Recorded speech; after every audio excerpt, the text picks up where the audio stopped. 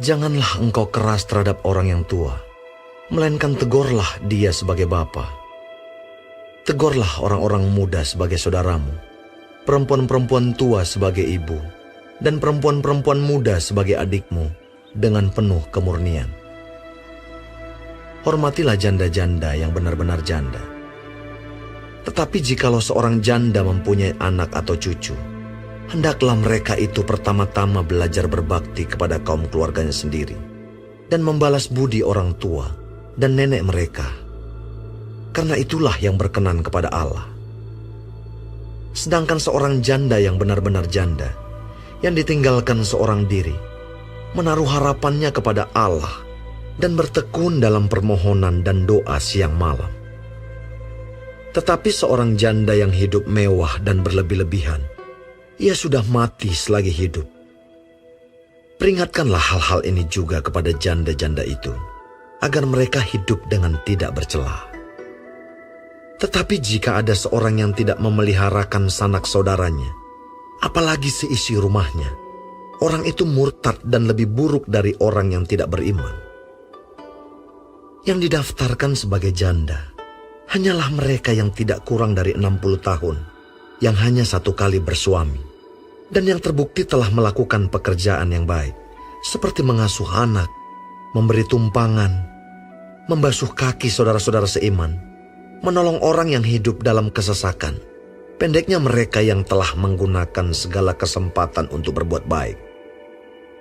Tolaklah pendaftaran janda-janda yang lebih muda, karena apabila mereka sekali digairahkan oleh keberahian yang menceraikan mereka dari Kristus, mereka itu ingin kawin, dan dengan memungkiri kesetiaan mereka yang semula kepadanya, mereka mendatangkan hukuman atas dirinya.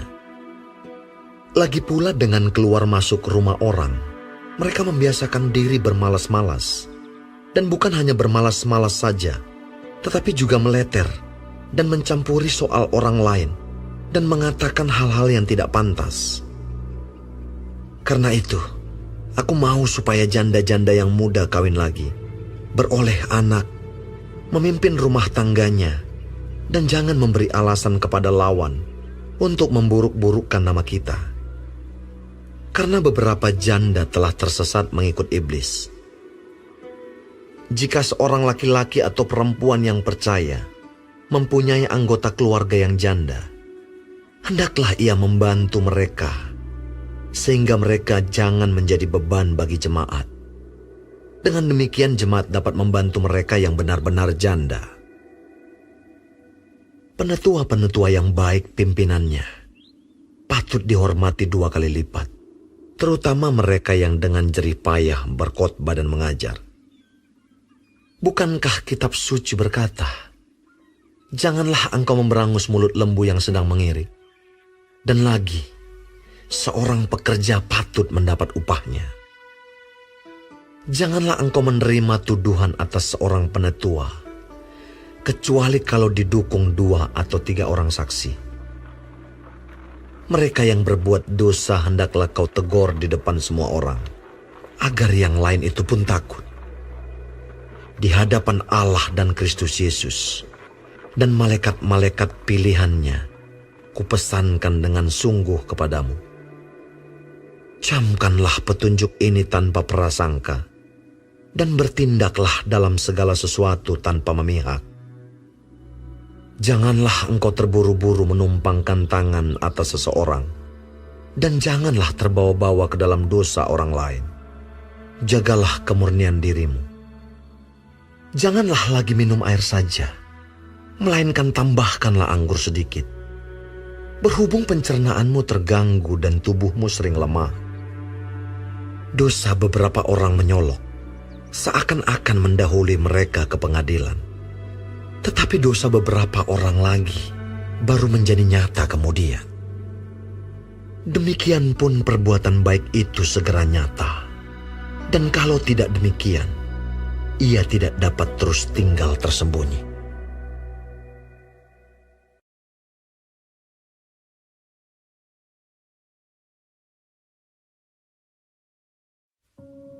Semua orang yang menanggung beban perbudakan hendaknya menganggap Tuhan mereka layak mendapat segala penghormatan, agar nama Allah dan ajaran kita jangan dihujat orang. Jika Tuhan mereka seorang percaya, janganlah ia kurang disegani karena bersaudara dalam Kristus, melainkan hendaklah ia dilayani mereka dengan lebih baik lagi. Karena Tuhan yang menerima berkat pelayanan mereka ialah saudara yang percaya dan yang kekasih. Ajarkanlah dan nasihatkanlah semuanya ini. Jika seorang mengajarkan ajaran lain dan tidak menurut perkataan sehat, yakni perkataan Tuhan kita Yesus Kristus, dan tidak menurut ajaran yang sesuai dengan ibadah kita, ia adalah seorang yang berlagak tahu, padahal tidak tahu apa-apa. Penyakitnya ialah mencari-cari soal dan bersilat kata, yang menyebabkan dengki, cedera, fitnah, curiga, percekcokan antara orang-orang yang tidak lagi berpikiran sehat dan yang kehilangan kebenaran, yang mengira ibadah itu adalah suatu sumber keuntungan. Memang, ibadah itu kalau disertai rasa cukup, memberi keuntungan besar. Sebab kita tidak membawa sesuatu apa ke dalam dunia, dan kita pun tidak dapat membawa apa-apa keluar. Asal ada makanan dan pakaian, cukuplah. Tetapi mereka yang ingin kaya terjatuh ke dalam pencobaan, ke dalam jerat, dan ke dalam berbagai-bagai nafsu yang hampa dan yang mencelakakan, yang menenggelamkan manusia ke dalam keruntuhan dan kebinasaan. Karena akar segala kejahatan ialah cinta uang. Sebab oleh memburu uanglah beberapa orang telah menyimpang dari iman dan menyiksa dirinya dengan berbagai-bagai duka. Tetapi engkau, hai manusia Allah, jauhilah semuanya itu. Kejarlah keadilan, ibadah, kesetiaan, kasih, kesabaran, dan kelembutan. Bertandinglah dalam pertandingan iman yang benar, dan rebutlah hidup yang kekal. Untuk itulah engkau telah dipanggil, dan telah engkau ikrarkan ikrar yang benar di depan banyak saksi, di hadapan Allah yang memberikan hidup kepada segala sesuatu, dan di hadapan Kristus Yesus yang telah mengikrarkan ikrar yang benar itu juga di muka Pontius Pilatus. Kuserukan kepadamu, turutilah perintah ini dengan tidak bercacat dan tidak bercela, hingga pada saat Tuhan kita Yesus Kristus menyatakan dirinya, yaitu saat yang akan ditentukan oleh penguasa yang satu-satunya dan yang penuh bahagia, Raja di atas segala raja dan Tuan di atas segala tuan. Dialah satu-satunya yang tidak takluk kepada maut, bersemayam dalam terang yang tak terhampiri. Seorang pun tak pernah melihat Dia, dan memang manusia tidak dapat melihat Dia. Baginyalah hormat dan kuasa yang kekal. Amin. Peringatkanlah kepada orang-orang kaya di dunia ini, agar mereka jangan tinggi hati, dan jangan berharap pada sesuatu yang tak tentu, seperti kekayaan, melainkan pada Allah yang dalam kekayaannya memberikan kepada kita segala sesuatu untuk dinikmati. Peringatkanlah agar mereka itu berbuat baik, menjadi kaya dalam kebajikan, suka memberi dan membagi. Dan dengan demikian, mengumpulkan suatu harta sebagai dasar yang baik bagi dirinya di waktu yang akan datang, untuk mencapai hidup yang sebenarnya. Hai Timotius, peliharalah apa yang telah dipercayakan kepadamu. Hindarilah omongan yang kosong dan yang tidak suci, dan pertentangan-pertentangan yang berasal dari apa yang disebut pengetahuan. Karena ada beberapa orang yang mengajarkannya, dan dengan demikian telah menyimpang dari iman. Kasih karunia menyertai kamu.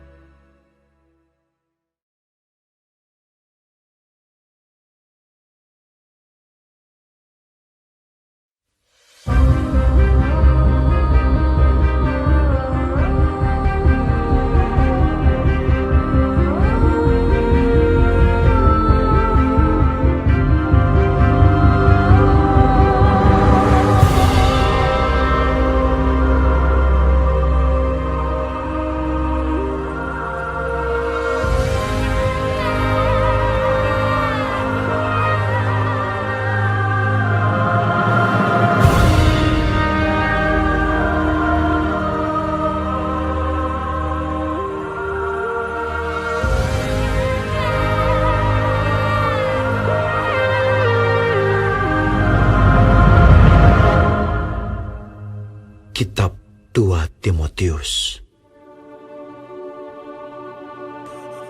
Dari Paulus, Rasul Kristus Yesus oleh kehendak Allah, untuk memberitakan janji tentang hidup dalam Kristus Yesus.